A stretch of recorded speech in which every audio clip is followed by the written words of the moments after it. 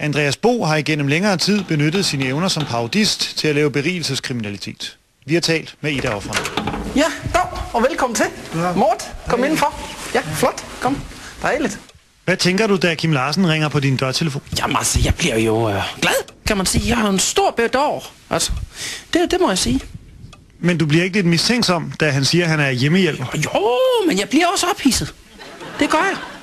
Ved tanken om, at Danmarks nationalskald, han måske skal vaske mig forneden. Grundigt. Men det går hurtigt op for Maud Wilkens, at hun er blevet ført bag lyset. Hvad er det så, der sker? Ja, men jeg sidder ude i badekarret og råber Kim Larsen, og går så ud for at se, hvad der sker. Og så opdager jeg så, at de er væk. Hvem er væk? Pengene.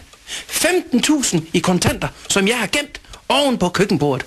Det er her, de forsvinder fra.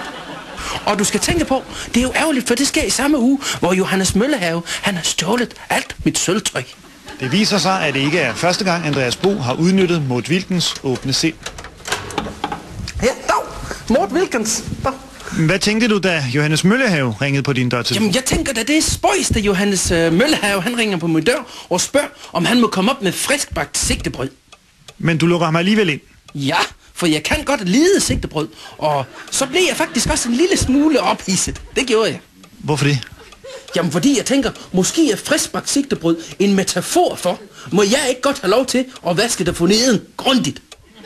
Og derefter opdager du så, at alle de sølvtøj er væk? Nej, faktisk ikke alt sammen. For tidligere på ugen har Dan Racklin og Thomas Blackman, de små djævle, været forbi og stjålet det hele.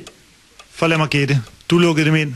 Jeg lukkede dem ind. Fordi du tænkte? At der måske er en chance for? At de ville vaske dig? Forneden grundigt. Grundigt. Ja.